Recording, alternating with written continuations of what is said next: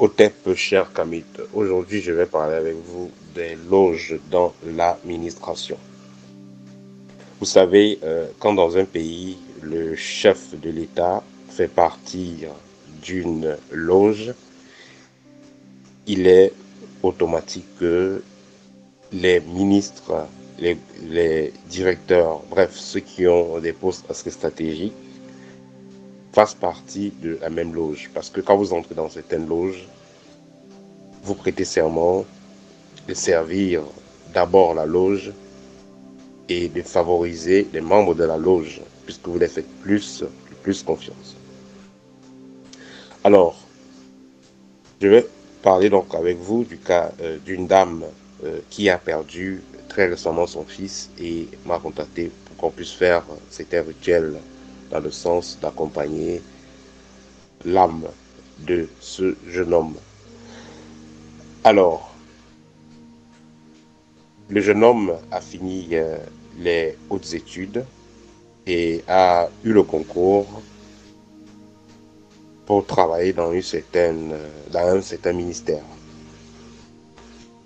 Par la suite, il avait un salaire assez bas, tandis que ses collègues avaient un salaire plus élevé et ses collègues-là avaient également des avantages, c'est-à-dire voiture de service, maison de service. Ils pouvaient voyager chaque année avec avec femmes et enfants, tandis que lui, il avait le strict minimum de salaire et il n'avait aucun avantage. Après quelques mois de travail, son collègue lui a dit, ben, tu crois que c'est seulement comme ça, je crois que c'est seulement ton diplôme là qui va te permettre d'être bien. Il y a mieux que le diplôme. Ici là, ce n'est pas une histoire de diplôme. En tout cas, si tu veux, je peux t'aider à upgrade et puis tu auras un meilleur salaire. Le jeune homme a hésité longtemps, mais après 6 mois de réflexion, il a dit, allons-y. Le jeune homme s'est engagé et ensuite il a commencé à être invité à des réunions où ils avaient des partous, voilà. Donc désolé pour les mots, hein. Ouais, ils avaient des partous, vous voyez ce que ça veut dire. Et c'est comme ça que le jeune homme a été donc inséré dans un mouvement d'homosexualité. Et il se disait que juste en faisant ça, il aurait donc ses avantages et que sa vie sera meilleure. C'est clair, il a eu des avantages. Après quelques temps, il a reçu une voiture de service, il a eu un meilleur poste et il a commencé à avoir un très bon salaire. À ce niveau, il n'avait plus de problème d'argent. Un an passé, il se disait tout simplement que ça va se limiter à ça. Donc, c'est-à-dire ses activités sexuelles qu'il faisait, voilà, avec ses supérieurs et avec ce réseau-là. Mais après un an, à peu près, on lui a demandé de faire un sacrifice, c'est-à-dire de sacrifier sa maman.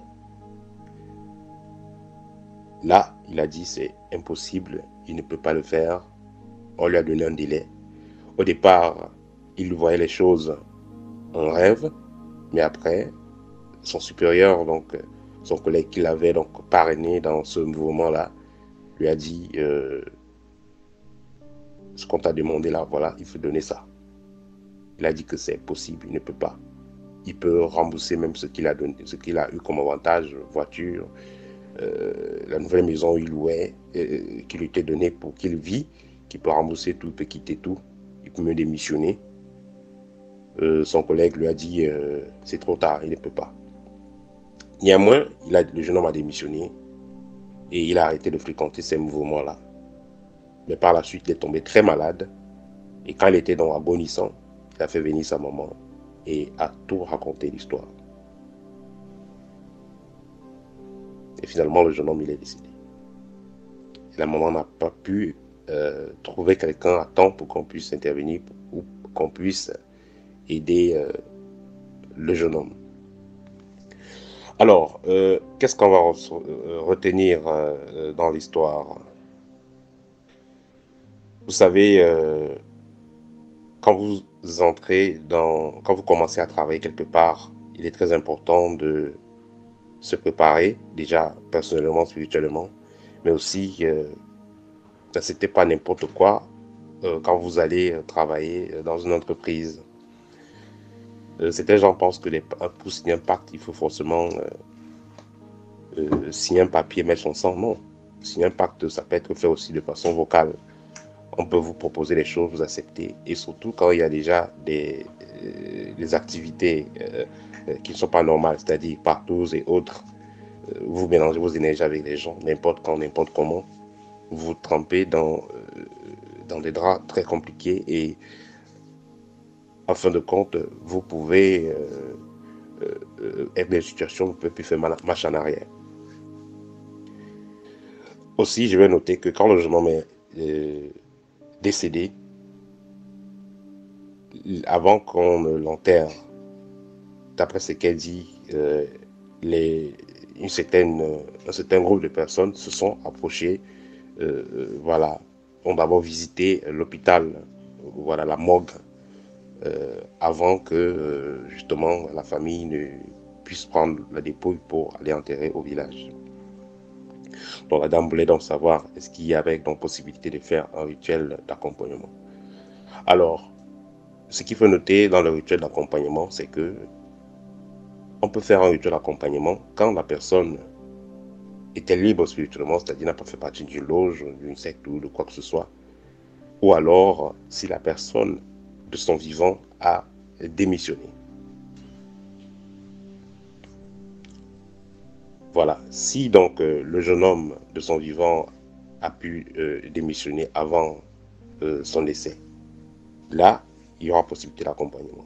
Mais s'il n'a pas pu démissionner, là, l'accompagnement n'est pas possible parce que, vous savez, les accords que vous faites, les engagements que vous faites physiquement sont aussi impliqués dans le plan spirituel. Si vous avez signé des accords dans une loge étant vivant, même vos ancêtres ne peuvent pas contrer cela parce que ça, c'est la loi du libre arbitre. Donc voilà. C'était tout pour aujourd'hui. J'espère que vous allez en tirer une leçon. Si vous allez travailler quelque part, préparez-vous et surtout, n'entrez pas dans n'importe quoi. N'acceptez pas n'importe quel avantage. Prenez le temps de bien réfléchir. Parce que quand vous avez déjà accepté certains avantages, les conditions, vous devez aussi les respecter. Sinon, vous vous mettrez en danger. C'était tout pour aujourd'hui. Au TEP.